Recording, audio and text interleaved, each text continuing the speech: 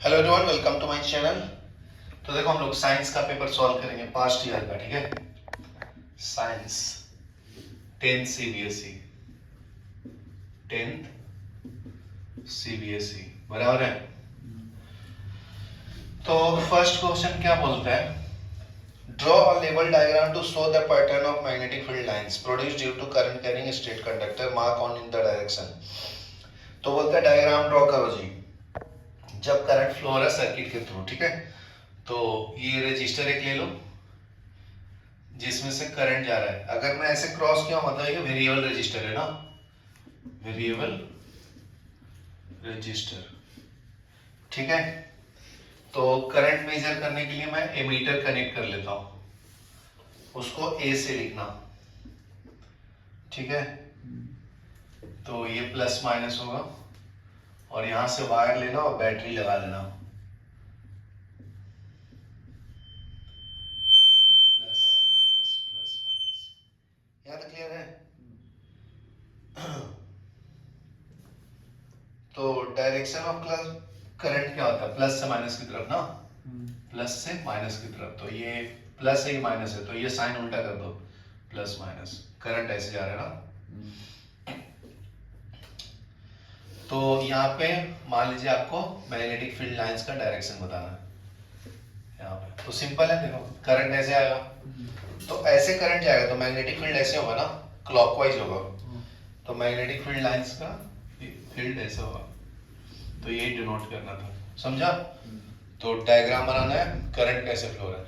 अगर मैं इसी को उल्टा कर दूं, मान लो ऐसे कर दिया, यहाँ पे मैग्नेटिक फील्ड लाइंस बताना, यहाँ पे मीटर कनेक्ट कर दिया और ये बैटरी प्लस माइनस, तो करंट ऐसे जा रहा है। ठीक है, और यहाँ पे रजिस्टर करना है तो कर लो कनेक्ट, ये प्लस माइनस करंट ऐसे जा रहा है।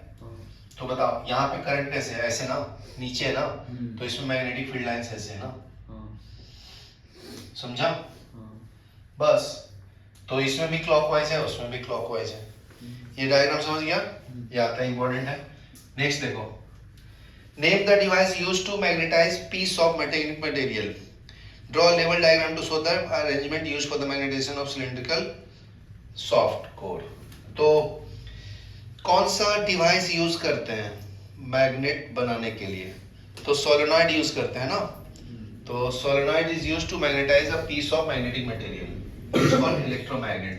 तो ये डिफिनेशन लिख लो, a solenoid is used to magnetise a piece of magnetic material, piece of magnetic material. ठीक है, the material so formed is called electromagnet, बराबर है। तो इसका डिफिनेशन बता दिया हूं, तो इलेक्ट्रोमैग्नेट प्रोसेस बोलते हैं। तो अभी क्या बोल रहा है कि सिलिंड्रिकल सॉफ्ट आयरन है ऐसा, ठीक है ना, इसके अंदर कॉइल लपेटा है। ठीक है, ये कॉइल लगा दो, इसको कनेक्ट करना है बैटरी से, प्लस माइनस। तो इसमें से करंट आ जा रहा है, इधर से आ जा रहा है। ठीक है ना, तो ये जो है ना आपका सॉफ्ट आयरन है, तो ये ऐसे जाएगा कॉइल, इसमें से करंट जा रहा है ऐसे, समझ गया ना। तो जहां पे बाहर आ रहा है वो नॉर्थ पोल बन जाएगा और ये साउथ पोल बन जाएगा। ठीक है, तो लिख दिया हूं, ये आपका बैटरी है और यहाँ पे की लगाना तो की लगा लो के से, चलो लिख लो। ठीक है, नेक्स्ट देखो, नेक्स्ट डायग्राम क्या है, स्टेट ओम्स लॉ। ठीक है, तो ओम्स लॉ क्या है जी, write formula for the equivalent resistance RP for the combination of 3 resistor. तो ओम्स लॉ क्या बोलता है, बोलो। Ohm's law is potential. तो ये तो डिफिनेशन है ना, कर लेना। V equal to directly proportional to current है ना, ये पॉजिटिव को डालते तो रेजिस्टेंस आता है, बराबर है। तो मैं लिख दिया हूँ। फिर क्या बोलता है कि तीन रजिस्टर को पैरेलली कनेक्ट करना है। Right formula for the equivalent resistance Rp of the parallel combination of three register. तो तीन रजिस्टर को पैरेलली कनेक्ट करेंगे तो उसको प्रूफ करना है, ठीक है। तो मैं प्रूफ कर देता हूं। तीन रजिस्टर को ऐसे कनेक्ट करना है, यहां क्लियर है। तो ये वोल्टेज लगा दिया हूं, बैटरी प्लस माइनस, ये रजिस्टर 1, रजिस्टर 2, रजिस्टर 3, इसमें से I1 जाएगा, I2, इसमें I3, यहाँ से I आ रहा है, यहाँ क्लियर है। तो यही जो करंट जा रहा है वो तीन पार्ट्स में डिवाइड हो गया ना, तो ये पैरेलल कॉम्बिनेशन बोलते हैं। तो I इज इक्वल टू क्या आएगा, I1 plus I2 plus I3, यहाँ क्लियर है। तो ये sum of the current in parallel क्या होता है, तीन पार्ट्स में डिवाइड हुआ। तो ओम्स लॉ से I इक्वल टू क्या लिख सकता हूँ, V बाई RP, ये V by R1, V by R2, V by R3, सब में V है। क्यों? क्योंकि ये सेम पॉइंट से कनेक्टेड है ना, और वोल्ट मीटर को भी एक पैरेलली कनेक्ट करते हैं यहाँ पे, ठीक है ना, इसलिए। तो लिखना है तो लिख लो, in parallel connection voltage is same and current is different,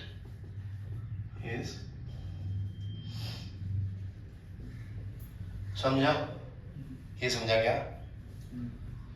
तो कर लो, V कॉमन ले लो, तो V बाई RP, ये क्या है, रेजिस्टेंस अक्रॉस द पैरेलल, तो V कॉमन ले लिया, तो 1 upon R1 plus 1 upon R2 plus 1 upon R3, यहाँ तक क्लियर है। इसमें से कॉमन ले लिया तो ये V कैंसिल हो जाएगा, तो 1 upon RP is equal to 1 upon R1 plus 1 upon R2 plus 1 upon R3, समझा? तो ये हो गया, प्रूफ कर दिया। इतना ही याद रखो, तो ऐसे ऐसे करने लगता है उल्टा पुल्टा। इसको आगे करना है तो क्या कर सकते हैं, एलसीएम ले सकता हूं। तो एलसीएम लेंगे तो ये हो जाएगा R1 R2 R3 ना, तो यहाँ पे क्या मल्टीप्लाई होगा, R2 R3, यहाँ पे R2 है तो R1 R3 आएगा, इसमें R1 R2 आएगा। ये समझा क्या तुझे? तो उल्टा करेंगे तो RP का वैल्यू आ जाएगा ना जी, R1 into R2 into R3 divided by R1 into R2 plus R2 into R3 plus R3 into R1, ये हो गया, ठीक है। तो ये निकाल लेना वैल्यू, चलो लिख लो। उसी में देखो एक B क्वेश्चन दिया था, किसका, 33 का B में, find the resistance of the following network of the register. ये X है, यहाँ से एक रजिस्टर कनेक्ट है R, ठीक है, यहां से एक पैरेलली कनेक्ट है, उसका भी नाम R, नीचे है उसका भी नाम है R, ठीक है, ये गया Y। तो बहुत ही सिंपल क्वेश्चन है जी, ये R है ना, फाइंड द रेजिस्टेंस। तो इक्विवेलेंट रेजिस्टेंस, ये दोनों पैरेलल में है और ये क्या है, फिर बाद में सीरीज में हो जाएगा ना। तो ये R लिख लो और इसका इक्विवेलेंट RP और ये Y तक जाएगा, बराबर है।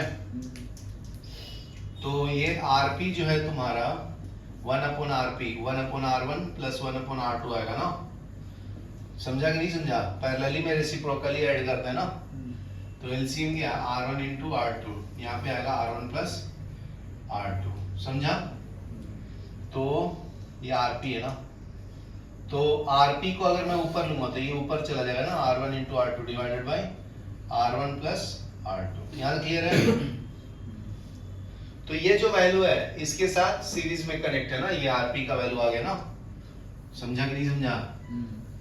समझा कि नहीं समझा? ये RP का वैल्यू क्या है, R1 into R2 divided by R1 plus R2 ना, और ये R है, ये X पॉइंट और ये Y पॉइंट है। तो सीरीज में क्या करते हैं जी, डायरेक्ट ऐड करते हैं ना, तो R प्लस RP होगा, तो अभी वैल्यू डाल दो, इसकी वैल्यू क्या है, R1 plus R2 divided by R1 plus R2, यहाँ तक क्लियर है? अरे क्लियर है क्या? तो बोलना भाई, बोलना मेरा भाई, एलसीएम क्या है, R1 इंटू R2, इससे पूरा मल्टीप्लाई होगा। तो R1 R2 तुम्हारा R ही तो है जी, तो इतना क्यों कर रहे हैं, तकलीफ दे रहे जिंदगी में। तो ये हो जाएगा R into R divided by R plus R, तो ये हो जाएगा नहीं R स्क्वायर ना, और ये 2R, इससे गया तो R बाई 2। समझा? तो क्या करो, इसको पहले सॉल्व करने के पहले लिख दो, ये R प्लस R बाई 2 ना, तो एलसीएम 2 है तुम्हारा, तो ये 2R प्लस R, तो ये क्या आएगा 3R बाई 2, ये आंसर है। चलो लिखो। नेक्स्ट देखो 36, ड्रॉ लेवल diagram to show the path of the refracted ray in each of the following case. ठीक है, रिफ्लेक्टेड रे बताना है। तो 36 का फर्स्ट का ए, a ray of light incident on concave lens parallel to the principal axis। concave lens बोला है, तो concave lens ऐसा बनता है, बनता है ना जी, ये आपका प्रिंसिपल एक्सिस है, तो बोलता है parallel to the principal axis, parallel rays ऐसे गिरेगा ना इसके ऊपर। तुम भी देखो, जस्ट पैरेलल लाइट आता है तो फोकस तो इधर होता है ना, तो ये क्या करेगा, डाइवर्ज करेगा रेज को। यहाँ पे सेंटर ले लो, यहाँ से चला जाएगा ना ऐसे, ये रेज इसका ऐसे जाएगा मोस्टली ना। ये तुम्हारा रिफ्रैक्टेड रे हो गया, और ये वाला क्या है, इंसिडेंट रे, जो parallel to the principal axis है, पैरेलल टू प्रिंसिपल एक्सिस। यहाँ तक क्लियर है?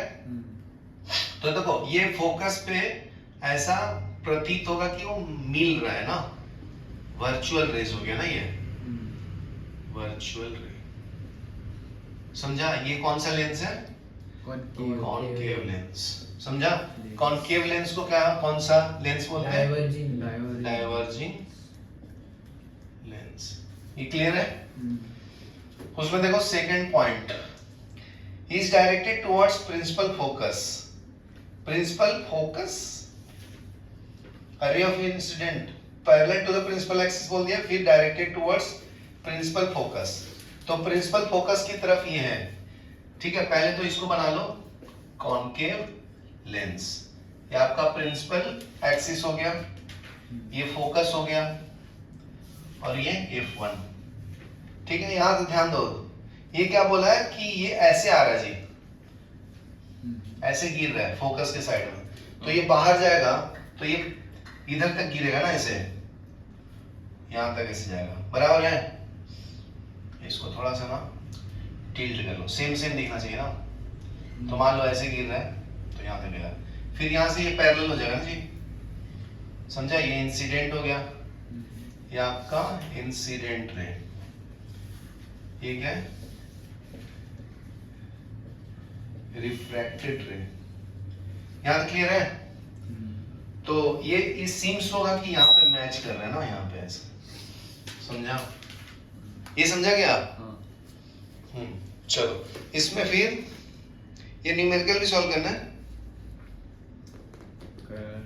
कर देता हूँ एक बार, मुंह से ही पता चल रहा है। तो 36 का ए का सेकंड क्वेश्चन सॉल्व करते हैं। देखना तुम भी, a 4 centimeter tall object is placed perpendicular to the principal axis of convex lens। तो ये आपका कॉन्वेक्स लेंस है, ये प्रिंसिपल एक्सिस है। ठीक है, फोकल लेंथ कितना दिया इसका 24, यहां से यहां तक का डिस्टेंस कितना है 24 है, बराबर है। और 4 सेंटीमीटर ऑब्जेक्ट का हाइट है, मतलब ये H1 कितना है जी 4 सेंटीमीटर। समझा? Distance of the object from the lens is given, मतलब u दिया हुआ है -16 सेंटीमीटर, इसको ऑब्जेक्ट डिस्टेंस बोलते हैं। याद क्लियर है ना? तो find the position and image formed. तो लेंस फार्मूला लगाएंगे, कॉन्वेक्स लेंस बोला है ना उसने, कौन सा लेंस बोला है, कॉन्वेक्स लेंस। तो 1/v -1/u is equal to 1/f। याद क्लियर है? इसका फोकस क्या होता है लेंस का, कॉन्वेक्स लेंस का जो फोकस है और पॉजिटिव होता है, क्या होता है पॉजिटिव। तो ये f ले लेना तुम +24 सेंटीमीटर, और u तो लेफ्ट साइड में रखा है ना, तो सिंपल है, आ जाएगा, कैलकुलेट कर लो। तो अपने को 1/v निकालना है, तो 1/u plus 1/f, 1/v is equal to u क्या है -16, f कितना है 24, एलसीएम कितना है जी 16 और 24 का, 4 चौका 16, 6 चौका 24, 2 से 2 3, 6 8 3 24 ना, कितना है 6 और 8 से 48, 48 ना, तो ये माइनस 1648 -3 प्लस 2, ये कितना आएगा -1/48, तो v का वैल्यू -48 आया ना, मतलब सेम साइड बनता है, लेफ्ट साइड में ही बनता है, ठीक है। तो मैग्निफिकेशन का फॉर्मूला यूज कर लेंगे, m equal to h1/h2 is equal to v/u, v/u समझा, सॉल्व कर लेंगे। h1 कितना दिया जी 4, तो 4 h2 निकालना है,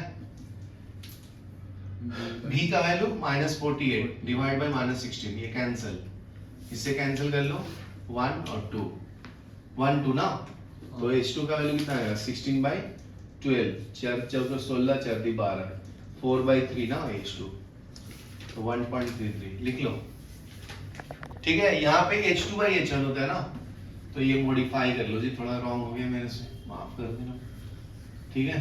तो इसको मैग्निफिकेशन क्या होता है h2/h1 is equal to v/u, ठीक है। तो ये कर लो, h2 निकालना, h1 कितना 4, ये कितना है v -48 बाय -16, ये कैंसिल, 4 चौका 16, 1 2 ना, बराबर है, 4 चौका 16 और ये 16 से करेंगे तो 16 48, 3 बार में ना, ये 4 4 गया, तो h2 का वैल्यू 3 आया ना जी, चलो लिख लो।